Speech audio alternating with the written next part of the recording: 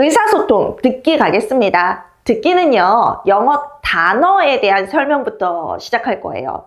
왜? 바로 이 듣기 이론이 영어 단어에서 왔기 때문입니다. 자, 우리 선생님들 영어 단어 중에서 hear라는 단어가 있어요. 그 다음에 listen이라는 단어가 있고요. understand이라는 단어가 있어요. 우리는 영어를 배울 때요, 이것도 듣다, 이것도 듣다, 이건 이해하다. 선생님, 제가 공부를 잘하는 사람이 아니었어요. 그런데 고3 때 제가 하도 영어 공부를 안 하다 보니까 영어 교사였던 고3 담임 선생님이 제 수학책을 다 가지고 갔어요. 너 문과생이 대학 가고 싶으면 수학이 아니라 영어를 해야 되는 거야. 너 이렇게 수학만 공부하다가 너 대학 못 가.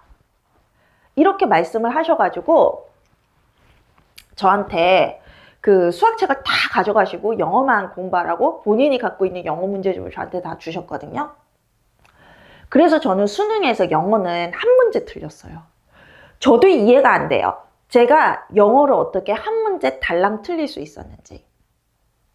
근데 수학 문제집을 다 뺏겨놓으니까 공부할 게 없고, 저는 또 이제 기숙사 고등학교를 나와서 공부를 안 하면 할 게 없는 곳이었어요. 운동도 할 수 없는 곳이었어요. 따로 집이 있는 것도 아니고 체육 시간 아니면. 그리고 그 당시에 저는 운동이라는 걸 좋아하지도 않았고, 그래서 거기서 정말 할 수 있는 거는 밥 먹고 학교 가고 공부하고 자고 이건데, 먹고 자는 시간이 정해져 있다 보니까 그 공부해야 되는 시간에 공부를 하지 않으면 내가 할 수 있는 게, 인간으로서 할 수 있는 게 아무것도 없는 거예요.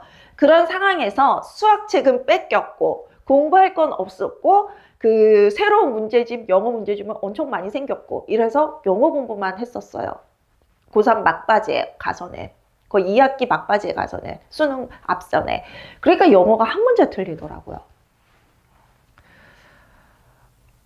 근데도 저는 그 당시에 미국 유학을 가기 전까지는요, 이 hear와 listen의, 그러니까 understand의 차이를 잘 몰랐어요. 근데 understand는 이해하다로 우리가 배우다 보니까 understand는 그 당시에도 어렴풋이 이해가 됐었거든요. 근데 hear와 listen의 차이를 전 미국 가서 알았어요.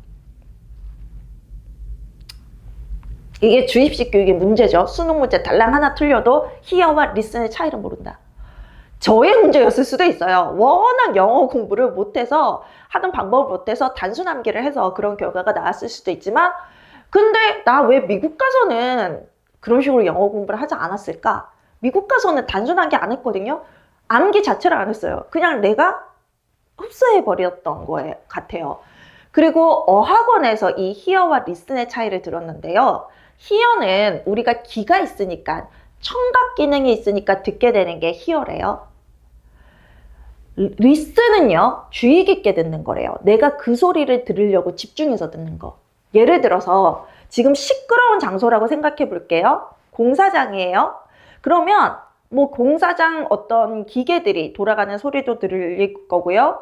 인부들이, 노동자들이 대화하는 소리도 들릴 거예요. 그런데 나는 내 친구랑 같이 있어요. 내 친구에게 어떤 말을 전해야 돼요. 그럼 내 귀에는요, 친구와 대화하는 소리, 친구의 목소리, 공사장의 공사 소리, 다른 사람들의 소리 다 귀로 들린단 말이에요. 그쵸? 왜? 나는 청각 기능이 있으니까, 감각 기능이 있으니까, 듣는 기능이. 그게 hear예요. 그런데 내가 집중해서 들어야 되는 건 내 친구가 나한테 전달하려고 하는 말이죠. 그래서 그 여러 소리들 중에서 친구 소리만 집중해서 들으려고 노력해요. 그게 listen이에요. 그래서 선생님, 제가 실습 지도도 했잖아요. 유초등과 실습 지도를 했기 때문에 유치원 교실뿐만 아니라 초등학교 1학년 교실들도 들어가거든요. 제가 그 학부생들이랑 학부생들 실습 지도한다고 이제 대학에서 같이 나가잖아요. 이렇게 인솔하러, 아니면 거기서 이제 문제 생기는 거 해결하고. 그래서 그렇게 같이 나가면 1학년 교실을 가잖아요. 그럼 미국인 교사들이 가장 많이 하는 말이 listen to me예요. listen to me. hear me라고 하는 경우는 전 한 번도 못했어요. 선생님 말 좀 잘 들어봐. 그 뜻이에요. 우리 유치원에서도 많이 하시죠? 얘들아, 선생님 말 좀 들어봐. 그렇게 해가지고 옆에 친구랑 떠들지 말고 선생님 무슨 말씀하시는지 잘 들어보자. 지금 이야기 나누기 시간이잖아. 이렇게 많이 하시잖아요. 그때 hear me라 그러면 아무 의미 없는 거예요. 아무 의미. 그냥 청각적인 귀가 있지 너. 그러니까 선생님 소리가 네 귀에 들리지. 그러니까 hear me는 이런 뜻이거든요. 저 끝에 앉아있는 사람한테 너 내 목소리 들리니? 청각적으로 전달이 되니? 그 뜻이 hear이고, 그 다음에 listen to me는 청각적으로 들리는 건 다 아는데 내가 무슨 말을 하는지 주의 깊게 들어봐. 그게 listen to 이거든요. 그래서 이거는 우리말로 굳이 번역을 하자면 듣다가 아니라 들리다예요. hear는 들리다. 청각 기능이 있으니까 들린다. 그 다음에 listen은 듣다. 나 포착해서 주의 깊게 듣다. 그 목소리에. understand은 인지 가정의 결합이에요. 인지적으로 그 말이 무엇을 의미하는지 나 이해했어. 엄마가 이렇게 말할 때가 있잖아요. 너 지금 들어왔어? 이렇게 할 때요. 우리 딸이 지금 들어왔구나 의미도 있지만 너 지금 시간이 몇 시인데 지금 들어와? 이 의미도 있잖아요. 그래서 엄마가 두 번째 의미로 우리 누구누구 지금 들어왔니? 이렇게 했을 때 선생님들이 반응이 알았어. 엄마 늦게 들어온 거 나도 알아. 그치만 내가 나이가 몇 살인데 내가 들어오는 시간을 통제해? 다음부터는 일찍 들어올 테니까 나한테 더 이상 뭐라 하지 마. 이렇게 반응할 수가 있잖아요. 그 말은 너 지금 들어왔니? 라는 엄마의 말을 선생님들이 이해했다라는 거예요. 너 지금 들어왔니? 엄마의 말은 두 가지, 세 가지 의미로도 여러 가지 의미로 쓰일 수 있는데 그 중에서 그 상황에 엄마가 나한테 왜 그 말을 했는지 인지적으로 내가 그 상황 안에서 이해하게 되면 이해하다예요. 자, 강의를 예로 들게요. 제가 지금 강의를 하고 있는 내용이 선생님들 귀에 들리세요? 실비아 말에 집중하려고 노력하고 계세요? 그러면 선생님들은 제 말에 리슨하는 거예요. 근데 제가 하는 말이 선생님들이 임용시험에서 문제를 풀 수 있을 정도로 저게 그거구나 라고 이해하실 수가 있으세요? 저한테 주의 깊게 제 얘기를 들었다고 하더라도 선생님들이 그 이론을 이해했다는 건 별개의 문제잖아요. 그쵸? 나 실비아 말 잘 들으려고 주의 깊게 들으려고 노력했고 주의 깊게 들었어.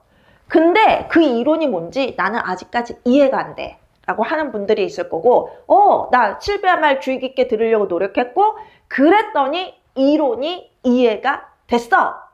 나 그 이론이 이때까지 혼란스러웠는데 실비아 강의 딱 듣고 나니까 완전 사이다처럼 뻥 뚫렸어. 나 완벽하게 이해했어. 이런 경우 있죠. 전자는 리슨만 한 거고요. 후자는 understand까지 간 거예요. 이게 영어 단어거든요. 이 듣기에 그 학자들이 듣기의 유형이라고 구분했잖아요. 바로 이 영어 단어의 근거에서 분류한 거예요. 이들의 이론이 아니라 이들의 언어예요. 언어에서 듣기를 이렇게 구분해요. 소리의 감지가 청각적인 걸 말하겠죠. 그래서 hear고요. 듣기가 listen이에요. 자룡고는 이 두 가지만으로 듣기의 유형을 나눴고요. listen에 understand을 포함시켰어요. 자룡고는 understand을 별도로 얘기하지 않고 그냥 listen을 포함시켰어요. 주의 깊게 들으면 이해가 되잖아. 이렇게 얘기한 거예요. 근데 실제로 그러세요? 선생님들 실비아 강의 주의 깊게 들으려고 노력 많이 하시죠? 그런데도 이해 안 되는 부분이 있어서 추가적인 질문이 필요할 때가 있잖아요. 그쵸? 그러면 그걸 이해했다라고까지 말하기는 힘든 거예요. 그래서 다른 학자, 테일러라는 다른 학자는요, 들리기까지, 이해하기까지, understand까지 해서 듣기의 유형을 나눴습니다. 뒤에 있죠. 이 테일러라는 학자는 들리기를 hear, 그 다음에 듣기를 listen, understand, 이해하기를 understand 이라고 해서 listen, 주의 깊게 듣는 거랑 그 내용을 완벽하게 인지적으로 이해한 거랑은 다르다고 해서 자룡고는 이 두 개를 listen이라고 했는데 테일러는 분리해서 들리기, 듣기, 이해하기로 나눴어요. 이해가 되십니까? 그래서 추가 설명은 선생님들이 읽어보세요. 제가 설명드린 거랑 똑같아요. 그 다음에 스콧부터는요. 듣기의 수준 또는 듣기의 유형, 듣기 활동의 유형이라 그래서 듣기를 아주 세무화했는데요. 여기서부터는 영어 단어라기보다는 그들이 듣기라는 것을 유목화시킨 거라서 스콧부터는 암기를 하셔야 돼요. 자, 변별적, 식별적 듣기는 듣기 소리를 변별한다라는 의미가 있겠죠. 목적적, 의도적 듣기는 내가 잘 들으려고, 뭔가를 목적을 가지고 들으려고, 엄마가 하는 말씀을 들으려고, 우리 선생님이 하는 말씀을 들으려고, 내 친구가 하는 말을 들으려고 목적을 가지고 듣는 거고요. 감상적 듣기는 음악 감상 같은 거겠죠. 그쵸? 그 다음에 창조적, 창의적 듣기는 뭔가 새로운 창의성이 나올 거예요. 다양한 아이디어. 그 다음에 비판적 듣기는 그 말을 분석하면서 네가 얘기를 한 것에 대해서 내 의견을 가지는 거예요. 비판적 듣기는. 한마디로 선생님들이 이렇게 얘기를 했을 때 제가 뭐 이렇게 티처럼 듣는다 이럴 때가 있잖아요. 내 마음에 공감 안 해주고 말이야. 선생님 그런데요. 그거는 말이에요. 이렇게 들어가는 경우 있잖아요. 그러면서 저는 선생님 의견과 다른 의견 또는 선생님 의견에 동의하지만 이 점에 대해서는 다른 관점도 있지 않을까요? 이렇게 들어가는 거 있죠. 내가 들은 내용에 대해서 나만의 어떤 평가, 비판적 평가, 반성적 평가를 할 때 비판적 듣기라고 해요. 자, 볼게요. 여기서부터는 해석을 볼게요. 아까 테일러와 자룡고는요. 제가 설명드린 들리기, 듣기, 이해하기가 다예요. 그냥 읽어보시면 그 내용이 똑같다가 나올 거예요. 변별적 듣기는 변별적으로 듣는 거예요. 음의 고조, 소리의 강도, 우리가 수많은 소리가 우리 주변에 있거든요. 그 중에서 사람 말소리와 또 사람 말소리 중에서도 이건 엄마 목소리다, 이건 아빠 목소리다, 이건 선생님 목소리다, 이건 친구 목소리다. 구분할 수 있는 게 변별적인 거예요. 발음과 내용상의 차이점을 인식할 수가 있어요. 목적적, 의도적 듣기는요. 어떤 목적에 있는 말에 아이가 따르고 반응하는 거래요. 그럼 뭐예요? 엄마가 우유가 좋아. 양치질해. 유치원 가야 해. 목적이 있죠. 유아에게 의도를 가지고 하는 말이잖아요. 너 이렇게 해야 해. 라는 어떤 지시나 앞으로 유아가 해야 할 행동에 대해서 어떤 의도를 가지고 하는 말이잖아요.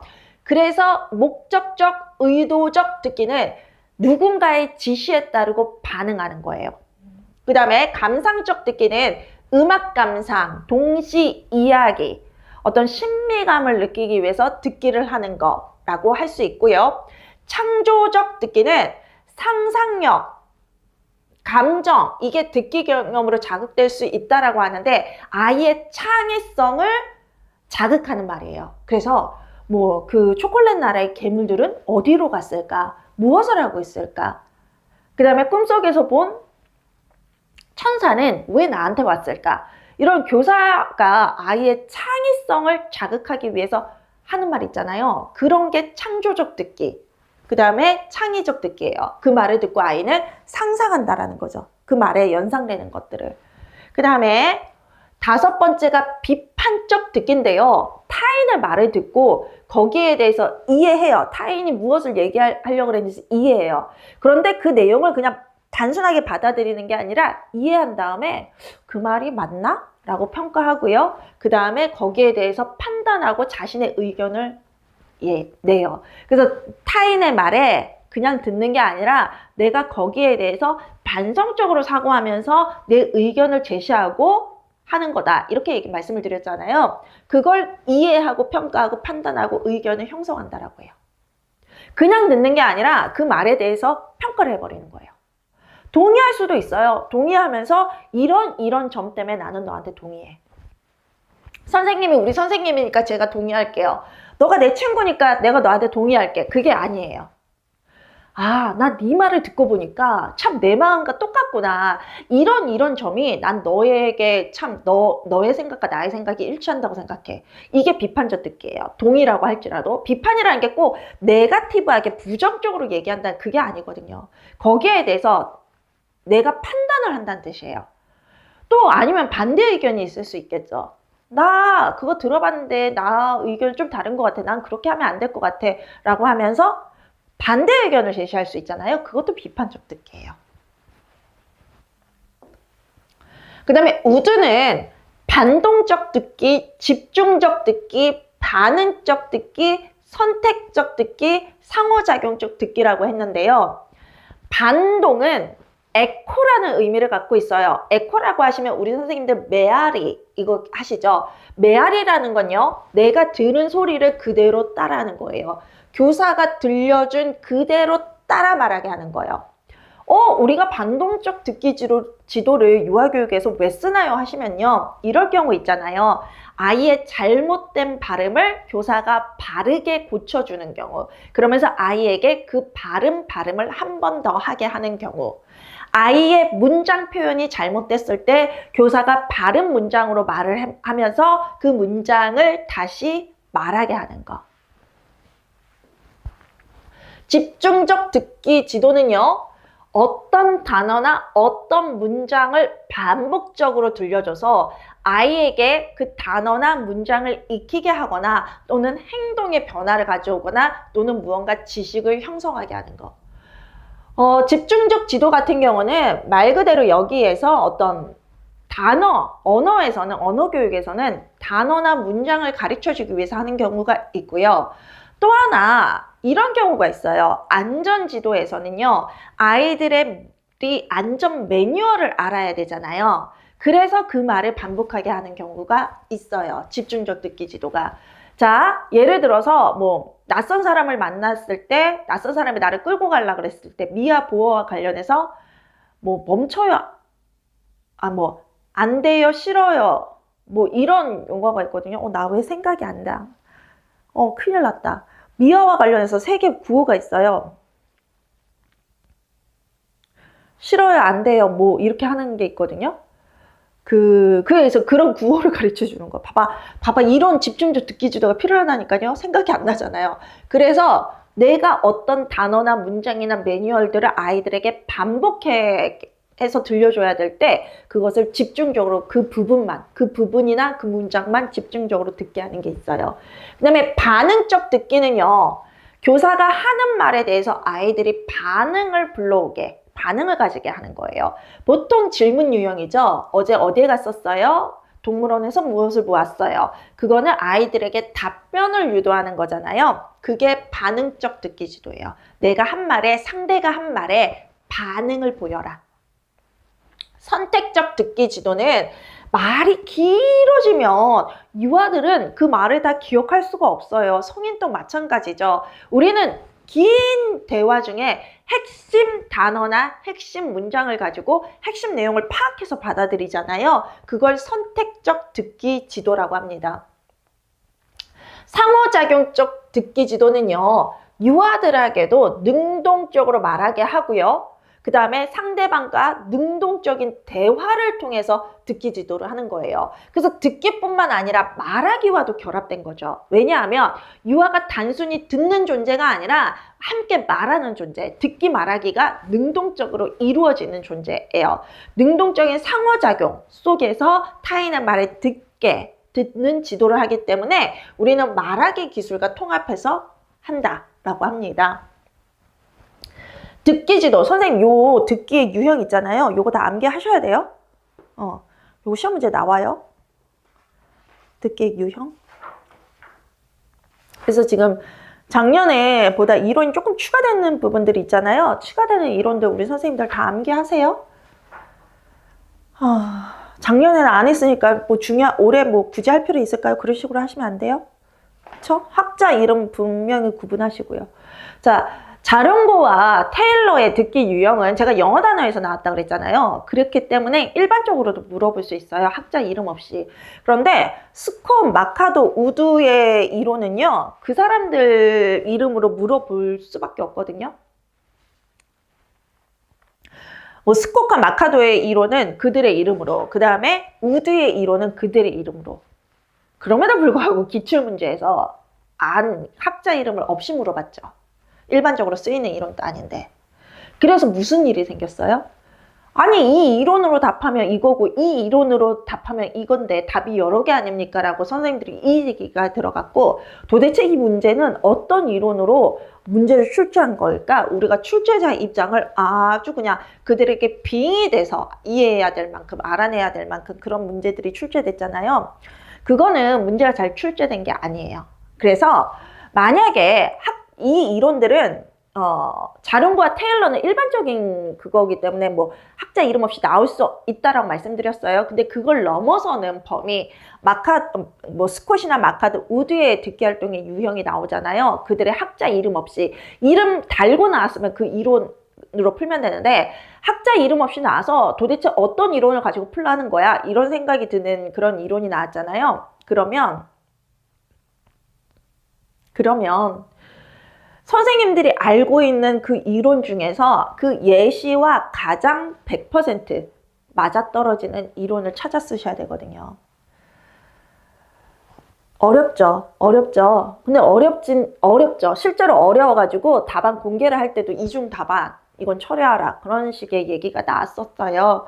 그래서 선생님들이 좀 찾아내야 하는 부분들이 있는데, 이제는 좀 기출문제가 그런 식으로 사람을 트릭하고 사람을 가지고 노는 문제, 기출문제는 안 나왔으면 좋겠거든요. 그건 진짜 사람을 가지고 노는 뭣도 모르면서 그런 식으로 출제를 한 거예요. 본인이 이렇게 이론의 유형들이 많다는 걸 생각 못하고 자신이 썼던 전공서에서는 그 하나의 이론만 다뤘으니까 그걸 근거로 그냥 문제를 출제한 거예요. 굉장히 게으르고 그걸 우리의 어떤 유아교육 전문가로서의 모습도 아니고 스승의 모습도 아니죠. 근데 유아교육에는요, 유아교육을 정통으로 하신 분들 외에도 굉장히 그냥 잡다한 사람들이 와서 그냥 유아교육을 이상하게 만들어 놓은 경우가 있어요. 그걸 한국교육과정평가원에서 걸러줘야 되는데 대도 안 한 사람들이 거기에 풀에 들어가 있다고 본인들이 주장을 하죠. 그게 한국교육과정의 입장인지 아니면 그 사람만의 입장인지 모르겠지만 교육학은 유아교육이 아니에요. 교육학자들이 교육학만 순수하게 배운 사람들이 유아교육 안에 들어가 있긴 해요. 그거는요, 그 4년제에는 그런 경우 없어요. 전문대가 그렇거든요. 전문대나 사범대학 소속이 아닌 유아교육과가 있는 대학들은 그래요. 근데 그 사람들이 들어간 건 유아교육 전공을 가르치기 위해서 들어간 게 아니라 교육학을 가르치기 위해서, 교직 과목을 가르치기 위해서 들어갔는데 자기가 유아교육학 내에서 교직 과목을 위해 담당 교수가라고 얘기하지 않고 대충 그냥 나 유아교육과 소속이니까 유아교육과 교수야, 나 유아교육도 가르칠 수 있어, 이런 헛소리를 하는데 그건 그야말로 헛소리예요. 지금까지 유아교육 내에서요, 유아교육을 정통적으로 하다가 교육학으로 빠진 사람이 없어요. 그래서 교육학과 유아교육의 차이를 그들이 잘 알 수 없었어요, 우리 유아교육에서. 근데 저는 달라요. 저는 정통으로 유아교육을 하다가 교육학까지 품어버린 사람이에요. 교육학까지 정통적으로 했다고요. 그래서 유아교육과 교육학의 그 다름을 알아요. 그래서 그 다름 때문에 그들이 유아교육을 했다라고 내가 교육학을 했으니까 유아교육을 했다라고 주장을 하는 건 그들이 정말 무식해서 하는 소리예요. 무식해서. 유아교육이 뭔지도 몰라서. 그래서 뭐 자신이 뭐 한국교육과정평가원의 풀에 들어가 있다 그러는데 제가 알기로는 한국과정평가원 풀은요, 본인이 자기 이력서를 넣으면 다 풀에 들어가는 걸로 알아요. 풀에 들어갔다고 해서 뽑히는 게 아니에요. 한마디로 저도 그냥 제 이력서 넣으면 풀에 들어가요. 근데 저는 못 쓰는 이유는 유아 임용을 강의한 사람은 못하는 걸로 알고 있어요. 5년 전에 5년이란 텀을 주는 걸로 알고 있어요. 그래서 제가 만약 중단을 하고 5년 동안 강의를 안 하고 쉬다가 그렇게 뭐 풀에 들어갈 수는 있어도 그 제한사항이 이거밖에 없어. 그 풀에 들어간다는 그 제한사항이 당신이 유아 임용이나 이쪽에 뭐 그 사교육에 있었습니까? 그 조항만 어기지 않는다면 다 들어갈 수 있는 게 한국교육과정평가원 풀이거든요. 본인이 이력서 냈다는 뜻이에요, 그게. 근데 그런 걸로 여러분들을 현혹하고 속이는 그런 경우가 있죠. 근데 그런 사람들을 한국교육과정평가원에서 잘 걸러낼 거예요. 그런데 만약에 부당한 방법으로 해가지고 이명의 장난질을 치면서 그런 사람들이 걸러지지 않고 들어가거나 문제가 개떡같이 나오는 경우가 간혹 한 문제 정도 있어요. 듣기가 조금 그랬어요. 학자 이름을 넣지 않으면 답이 바뀌는데 학자 이름을 안 넣어가지고 이중 답 처리해달라 그래서 본인들이 답 처리할 때 아 이런 교수는 빼야 되겠구나, 이런 사람 풀에서 완전히 해야 되겠구나, 한국교육과정평가원이 느꼈을 거예요. 그래서 점점점 뒤로 올수록 문제 수준이 높아지는 이유가 그거기도 하거든요. 한국교육과정평가원에도 유아교육하는 사람이 없나 봐. 그런 어떤 왜 저렇게 장난질을 하게 두는지를 모르겠어요. 근데 어쨌든요, 이 듣기 지도는 학자 이름이 들어가야 돼요. 그런데 만약 들어가지 않으면서 스콘, 마카도, 우드 이론이 나오잖아요. 그러면 그 종이에다가 스콘 이론이랑 우드 이론을 쓰세요. 요거까지만, 요 표까지만.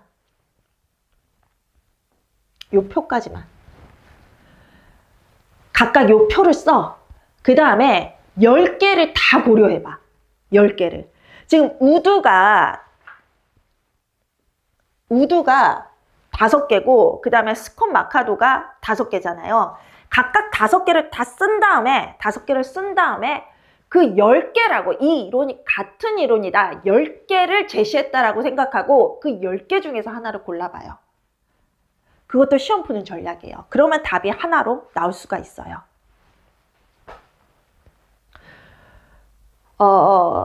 저도 이렇게 유아 임용이라는 것이 족보 없이 이루어지지 않았으면 좋겠어요. 그리고 유아 임용은 그렇게 안 되는데 워낙 또 유아 임용이 또 편견이 심한 유아교육이라는 게, 대한민국 유아교육이 또 편견이나 그런 어떤 문이 좁은 거기도 하거든요. 그래서 우리 막 성골, 진골 이런 얘기 하잖아. 성골, 진골 들어봤어요? 학부 때부터 유아교육 한 사람을 성골이라 하고 중간에 들어온 사람 진골이라고 막 그러잖아. 성골이 그거에 왕족 중에서 최고. 그 다음에 왕족 중에서 왕의 범위를 벗어나서 왕족이 아닌 다른 귀족과 결혼한 사람 진골이라 그랬잖아, 옛날에. 신라시대 때 얘기인가요, 그게? 성골, 진골이? 유아교육은 성골, 진골을 따지는 아주 좀 이렇게 타인들에게 닫혀있는 학문이기도 해요. 어떻게 보면 우리 유아교육의 어떤 유치원 면이기도 하는데 그 면이 유아교육을 정말 정통으로 지키고 있기도 하거든요. 그게 조금 무너지면서 약간 유보통합도 되고 또는 교육학에서 교직으로 들어왔다가 자신이 이제 교직 과목의 교수인지 아니면 유아교육계 교수인지 착각하는 사람들에 의해서 그렇게 되는지 모르겠지만 그게 그렇게 되면서 유아 임용이 한두 문제 정도 이상하게 출제됐던 해도 있어요. 근데 그것들을 우리가 유아교육계를 했던 우리가 막 들어가면서 그 문제 출제 잘못됐다 이런 식으로 이의제기가 막 들어가잖아요, 시험 끝나면. 그래서 이쪽에서도 굉장히 문제를 가다듬어서 내려고 한국교육과정 평가원에서도 들어가는 사람들 질을 평가하는 것 같아요. 그러니까 문제 수준이 점점 좋아지겠죠. 그쵸? 그러니까 그런 개떡 같은 분들이 들어가서 한두 문제 여러분들을 혼란시키고 합격자를 바꿔놨던데 너무 저도 굉장히 분노해요. 그런 상황에 내 제자들이 거기에 대한 어떤 희생양이 돼야 된다는 게. 그런데 뭣도 모르고 그걸 또 잘난 체를 하고 있다는 게, 네가 나한테 피해를 줬는, 너는 가해자의 입장인데 왜 우리한테 잘난 체를 하고 있니? 뭣도 아니고 잘난 것도 없으면서 이렇게 얘기되는 거는, 그런 말은 제가 대신 할 거예요. 제가 선생님들을 위해서 제가 할 거예요. 그들이 입 다물고 살게, 그들이 더 이상 장난치지 못하게. 그래서 여러분들을 또다시 희생양으로 삼지 못하게 제가 할 거예요. 그 선생님들은 거기에 집중한다라기보다는요. 그래서 그게 걸러졌고 그래서 나만 정신 똑바로 차리고 그들을 피해가면 나는 합격하는구나. 개떡같이 학자 이름 없이 듣기 유형이 나왔을 때 선생님들이 잘 풀 수 있는 방법 제가 알려드렸어요. 어떻게 알려드렸죠? 10개를 다 고려해라. 10개를 각각의 5개 이론으로 생각하지 말고 10개를 하나의 이론으로 생각하고 문제를 풀어라. 그럼 답이 보인다. 단, 자룡고와 테일러 이론의 경우는 정말 영어 단어의 일반적인 뜻이기 때문에 그것이 하나로 나올 수도 있다. 자, 듣기 지도의 원리요. 교사 자신이 듣기의 모델이 되어준다. 유아들에게 듣기의 중요성을 인식시킨다. 유아의 주변에서 들을 수 있는 소리에 대한 감각을 높여준다. 다양한 듣기 경험을 제공한다. 듣기 지도의 방법 나옵니다. 소리에 대한 인식 높이기, 듣기의 중요성 실감하기, 듣기의 목적 설정하기, 듣기에서의 예절 알기, 세부 내용에 대해서 관심 알기, 지시 따르기, 줄거리 듣기, 중심 내용 알기, 내용의 적합성 판단 및 비판 알기, 결과 예측하기, 추론하기, 분위기 이해하기. 이 유아 임용에서 더 이상 장난치지 않는 사람들이 나올 수 있도록 우리 선생님들이, 유아 교육을 하는 선생님들이요, 착한 게 좋은 게 아니에요. 착한 거는요, 악인과 선인을 구별하지 못하고 모든 사람을 착하다고 생각하는 게 착한 게 아니에요. 세상에는 분명 악인이 있고요, 선인도 있어요. 그리고 모든 사람은 선과 악을 가지고 있어요. 착하다는 건요, 그걸 볼 수 있는 거예요. 그걸 볼 수 있고 선함을 지켜주는 게 착한 거거든요. 악함을 보지 못하는 눈을 가졌으면 이 선함을 지켜줄 수 없어요. 악은 선을 공격하거든요. 선을 공격하는 악을 물리칠 수가 없다고요. 그러면 선이 자꾸 줄어들고요, 선한 사람들이 아파야 돼요. 선한 사람들이 없어지는 현상이 생겨요. 선생님들이 착하고 유아교사들이 천사 같은 거는요, 천사도 선생님 악을 알아보고 악을 물리치잖아요. 선생님, 천사도 악을 품는 사람이 아니에요. 천사는 선과 악을 알아보고 선을 지키는 사람을 천사라고 그래요. 우리 유치원 선생님들을 천사라고 말을 하는, 가장 천사 같은 선생님이라고 말을 듣잖아요.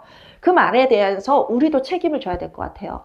유아교육에, 유아임용에, 유아임용도 유아교육이에요.